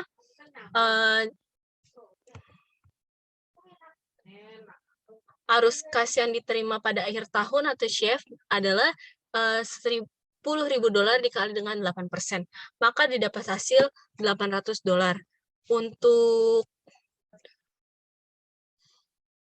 Untuk diskon faktornya yaitu untuk tahun pertama didapatkan hasil 0,9091. Untuk perkalian dari CF dan diskon faktor ini didapatkan hasil untuk tahun pertama $727,27. Untuk perkalian ketiga kolom ini didapatkan hasil $727,27, di mana hasil ini didapatkan dari $800 dikali dengan 1 dikali dengan 0,991. Untuk di tahun kedua, masih dengan jumlah kas yang sama, yaitu $10.000 dikalikan dengan 8%, maka didapatkan 800. CF di tahun pertama hingga keempat sama, yaitu sebesar $800. Untuk di tahun kelima, yaitu $10.000 ditambah dengan 10.000 dikali dengan 8%. Maka didapatkan hasil $10.800. Untuk diskon faktornya di tahun kedua, yaitu 0,8264. Untuk di tahun ketiga, yaitu 0,7513. Untuk di tahun keempat, yaitu 0,683, untuk di tahun terakhir yaitu 0,6209. Untuk hasil perkaliannya dari CF dan DF yaitu untuk tahun kedua $661,16, untuk di tahun ketiga $601,05, di tahun keempat $546,41, dan di tahun terakhir yaitu $6.705,95. Untuk hasil perkalian dari ketiga kolom ini yaitu CF, DF, dan T didapatkan hasil untuk di tahun kedua yaitu 1,322,31, untuk tahun ketiga yaitu 1,803,16 dolar, tahun keempat 2.185,64 dolar, dan di tahun terakhir yaitu 33.529,75 dolar. Untuk jumlah dari perkalian diskon faktor dan arus kas yang diterima oleh sekuritas dari tahun pertama hingga tahun kelima yaitu $9.241,84. Sedangkan jika dikalikan dengan tahunnya, maka didapatkan hasil 39.568,14. Maka kita dapat menghitung durasi bond seperti yang telah ditujukan di samping ini, di mana 39.568,14 dibagi dengan 9.241,84. Maka untuk durasi bondnya adalah sebanyak selama 4.814 tahun. Nah, untuk di durasi obligasi dengan tingkat kupon 10%, untuk arus kas yang diterima oleh sekuritas dari tahun pertama hingga tahun keempat sama, yaitu 1.000, di mana didapat dari 10.000 dikali dengan 10%.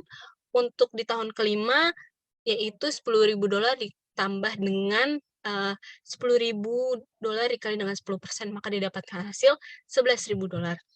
Untuk diskon faktornya, di tahun pertama itu 0,991, di tahun kedua 0,8264, di tahun ketiga 0,7513, dan di tahun keempat 0,6830, dan di tahun yang terakhir yaitu 0,6209, di mana diskon faktornya ini masih sama dengan yang tadi di tingkat kuponnya 8%. Untuk perkalian antara arus kas yang diterima oleh sekuritas dan diskon faktor untuk di tahun pertama yaitu $909,09, di tahun kedua $826,45, di tahun ketiga $751,31, di tahun keempat $683,01, di tahun yang terakhir yaitu $683,13. Maka untuk jumlah dari perkalian CF dan DF di tahun pertama hingga tahun kelima sebanyak $10.000. Untuk perkalian ketiga kolom ini, yaitu tahun, arus kas yang diterima oleh sekuritas dan diskon faktor, di tahun pertama masih sama, yaitu $909,09, di tahun kedua $1.652,89, di tahun ketiga $2.253,94, di tahun keempat $2.732,05, di tahun terakhir atau di tahun kelima yaitu $34.150,67. Maka untuk hasilnya yaitu $41.698,65. Nah, kita dapat menggunakan rumus berikut, yaitu coupon amount sama dengan per value atau PV of bond dikali dengan coupon rate. Nah, kita dapat menghitung durasi bondnya $41.698,65 dibagi dengan $10.000, maka didapatkan hasil 4,1699. Maka durasi bondnya yaitu selama 4,1669 tahun. Nah, untuk durasi obligasi di tingkat 12%, yaitu di tahun pertama hingga tahun keempat masih sama untuk arus kas yang diterima oleh sekuritas sebesar 1.200, di mana didapat dari 10.000 dikali diskon tingkat kuponnya itu yaitu sebesar 12%. Sedangkan untuk di tahun kelima sebesar 11.200. Untuk DF-nya atau diskon faktornya masih sama dengan di tingkat kupon 8 dan 10% untuk tahun pertama dan tahun kelimanya. Jika arus kas yang diterima di sekuritas dikalikan dengan diskon faktor ya, maka untuk tahun pertama didapatkan hasil $1,090,91, di tahun kedua $991,74, di tahun ketiga $901,58, di tahun keempat $819,62, di tahun kelima $6.954,32. Nah, untuk jumlah dari perkalian ini yaitu 10.758,16. Nah, kemudian yang terakhir, untuk perkalian antara CF, DF, dan tahunnya, yaitu untuk tahun pertama $1.090,91, tahun kedua $1.983,47, tahun keempat $2.704,73, tahun keempat $3.278,46, di tahun terakhir itu $34.771,59. Untuk totalnya yaitu $43.829,17. Nah, kita dapat menghitung durasi bond seperti yang ditunjukkan yang di samping ini, masih sama seperti dengan rumus yang sebelumnya. Untuk di tingkat kupon 12%, durasi bondnya yaitu selama 4,740 tahun. Untuk jawaban soal yang kedua atau 10B, tingkat kupon yang lebih tinggi tentunya menunjukkan pemulihan awal investasi, dan dengan demikian durasi obligasi menurun dengan kenaikan tingkat kupon. Jika tingkat kupon lebih rendah dari pemulihan investasi akan memakan waktu, dan dengan demikian durasi obligasi akan lebih tinggi.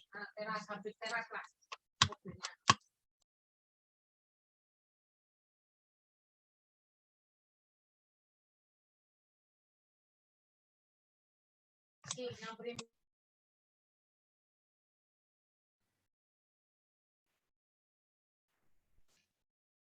selanjutnya untuk soal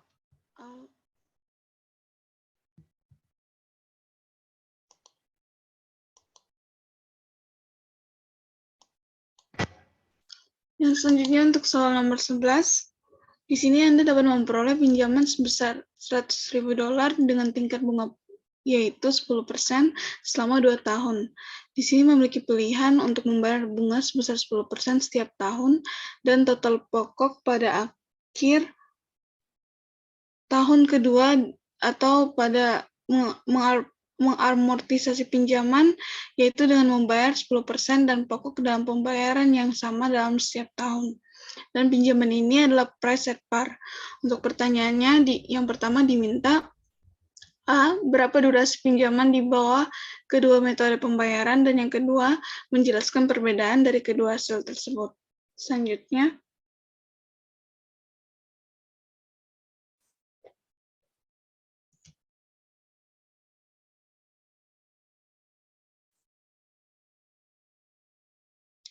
mengenai durasi ini akan mempertimbangkan di mana arus kas terjadi dari pinjaman dan dengan demikian lebih akurat untuk mengukur tingkat sensitivitas, aset dan kewajiban daripada jatuh tempo pinjaman. Durasi ini menjadi periode waktu aktual yang diambil untuk pemulihan pinjaman dengan mempertimbangkan semua arus kas yang timbul dalam pinjaman selama periode tersebut. Untuk menghitung durasi akan digunakan rumus sebagai berikut, yaitu duration sama dengan sigma n T sama dengan 1, yaitu PV1 dikalikan T, dibagi sigma n T sama dengan 1, PV dikalikan dengan T. Kemudian untuk tanda penjumlahan, untuk menjumlahkan semua suku dari T sampai dengan 1 sampai T sama dengan itu dengan sigma n T sama dengan 1.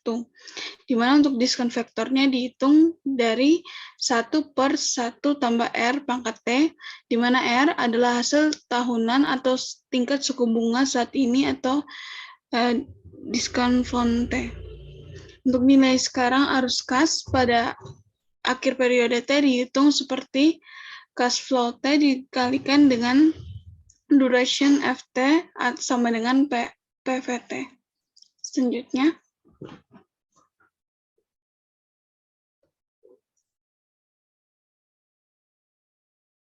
kemudian untuk present value-nya itu dihitung untuk nilai uang hari ini yang akan diterima pada masa mendatang.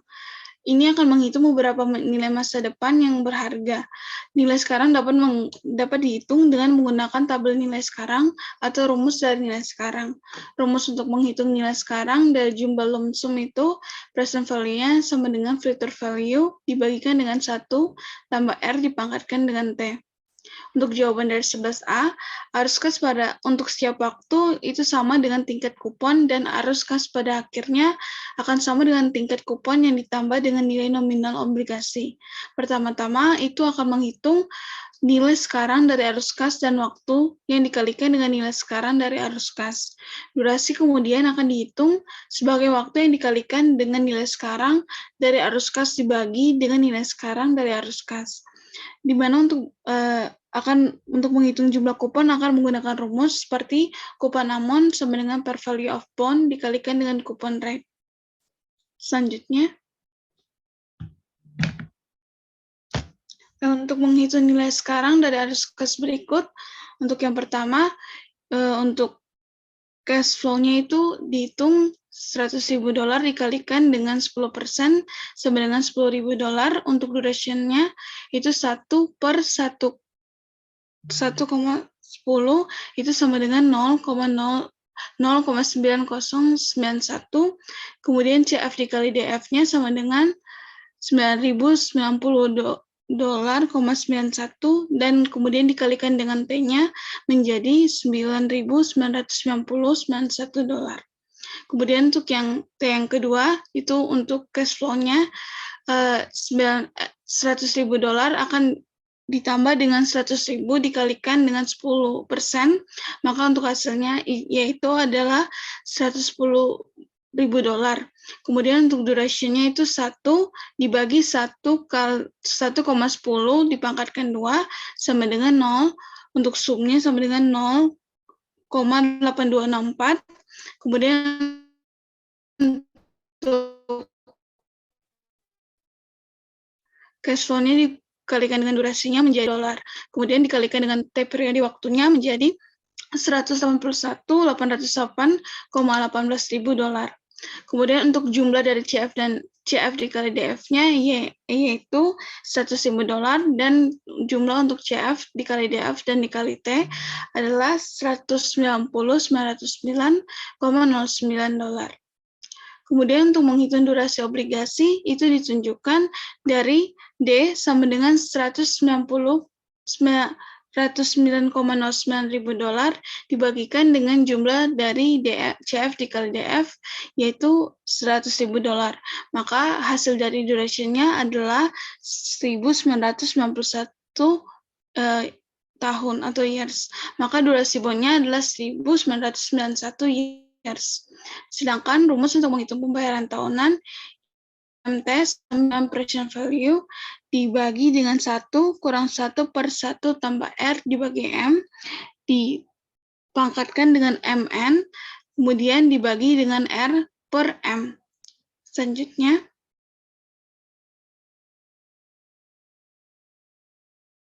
kemudian untuk menghitung pembayaran tahunan di bawah pinjaman akan diamortisasi seperti yang ditunjukkan pada gambar di samping, yaitu PMT sama dengan $100.000 dibagi dengan dalam kurung 1 dikurang 1 per 1 tambah 0,10 per 1 pangkat 2, kemudian dibagi dengan 0,10 bagi 1. Maka untuk hasilnya yaitu $100.000 dibagi 1 per 1,10 dipangkatkan 2, dibagikan dengan 0,10. Kemudian untuk hasilnya $100.000 dibagikan dengan 1,7355. Untuk hasil dari PMT-nya menjadi 97.009,05 ribu $. Jadi pembayaran tahunan untuk pinjamannya diamortisasi adalah sebesar 57.619,05 $. Untuk durasi obligasi berdasarkan perhitungan yang kedua itu dihitung dengan nilai sekarang dari arus kas adalah sebagai berikut. Untuk yang pertama cash flow-nya yaitu sebesar 57.609 dan untuk duration-nya itu sama dengan 1 per 1,10 1 dibagi 1,10 untuk hasilnya yaitu 0,991. Kemudian untuk CF dikali DF-nya yaitu sebesar 52.380,95 ribu $. Kemudian akan dikalikan dengan periode T waktunya menjadi 52.380,95 ribu $. Kemudian untuk yang kedua, CF-nya itu masih sama seperti sebelumnya, yaitu sebesar 57.609 $. Kemudian untuk duration-nya 1 dibagikan dengan 1 per 10 pangkat 2, maka untuk hasilnya adalah 0,8264. Untuk CF dikali DF-nya itu menjadi 47.609,05 $. Untuk CF dikali DF dikalikan dengan T periode waktunya menjadi 95.238,10 ribu $. Maka untuk jumlah dari CF dikali DF-nya yaitu sebesar $100.000, kemudian untuk CF dikali DF dikali T untuk jumlahnya menjadi 157.619,05 ribu $. Selanjutnya,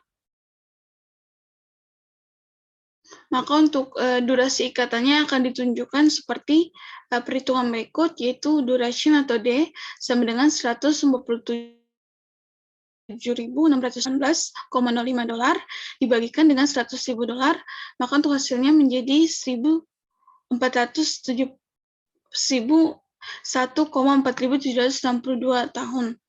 Kemudian untuk jawaban dari 11B, jika pinjaman yang diamortisasi itu maka durasi pinjamannya akan berkurang. Hal ini karena pokok pinjaman yang diamortisasi itu dilunasi lebih awal, sehingga arus kas yang terkumpul pada obligasi itu lebih cepat. Oleh karena itu akan mengurangi durasi dari obligasi yang beredar.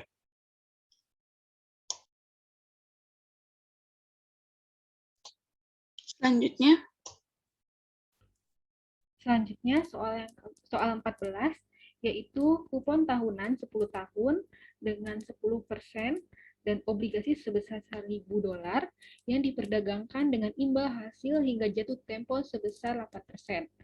Obligasi tersebut memiliki jangka waktu 6,994 tahun. Pertanyaannya adalah berapa durasi modifikasi dari bond ini dan apakah nilai praktis dari menghitung durasi yang dimodifikasi serta apakah durasi yang dimodifikasi mengubah hasil penggunaan hubungan durasi untuk memperkirakan sensitivitas harga. Next. Maka jawaban soal 14 ini adalah pengertian dari durasi yaitu mempertimbangkan periode di mana arus kas terjadi dari pinjaman dan dengan demikian lebih akurat untuk mengukur tingkat sensitivitas aset dan kewajiban daripada jatuh tempo pinjaman. Durasi adalah periode waktu aktual yang diambil untuk pemulihan pinjaman dengan mempertimbangkan semua arus kas yang timbul dari pinjaman selama periode tersebut. Maka hitung durasi dengan menggunakan rumus sebagai berikut.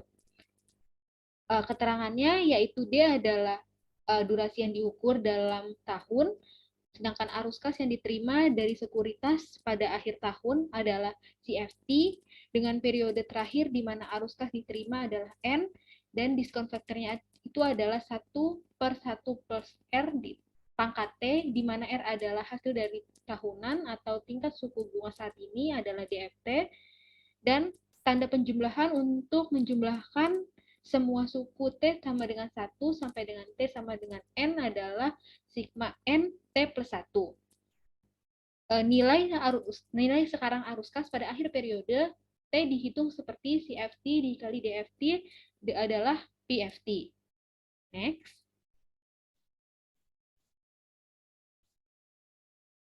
Sedangkan untuk present value-nya yaitu menghitung nilai uang hari ini yang diterima di masa mendatang.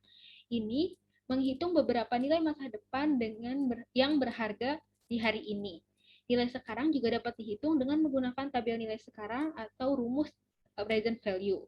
Rumusnya adalah present value sama dengan future value per 1 plus R pangkat T, yaitu tingkat bunga adalah R, jangka waktu adalah T. Sedangkan untuk durasi yang dimodifikasi adalah durasi yang dihitung dengan menyesuaikan durasi dan tingkat bunga. Durasi yang dimodifikasi digunakan untuk menghitung perubahan harga obligasi. Sedangkan berikut adalah rumus dari durasi yang dimodifikasi, yaitu MD sama dengan D dibagi 1 plus R, di mana MD itu adalah durasi yang sudah dimodifikasi, dan D adalah tingkat durasi, dan R adalah tingkat bunga. Next. Maka, cara menghitung durasi yang dimodifikasi bond seperti ditunjukkan di bawah ini, yaitu MD, yaitu durasi yang dimodifikasi sama dengan 6.994 dibagi dengan 1,08, yaitu dihasilkan 6.457. Jadi, durasi yang dimodifikasi adalah 6.406,4759. Durasi obligasi yang dimodifikasi disebut sebagai sensitivitas harga obligasi. Maka alasan praktis untuk menghitung durasi modifikasi adalah untuk menentukan perubahan harga akibat perubahan hasil. Untuk durasi yang dimodifikasi tidak akan mengubah hasil sensitivitas harga untuk menghitung harga obligasi, di mana harga obligasi di bawah metode durasi, dan durasi yang dimodifikasi itu nilainya akan tetap sama. Next. Sekian presentasi dari kelompok kami, kurang lebihnya mohon maaf. Wassalamualaikum warahmatullahi wabarakatuh.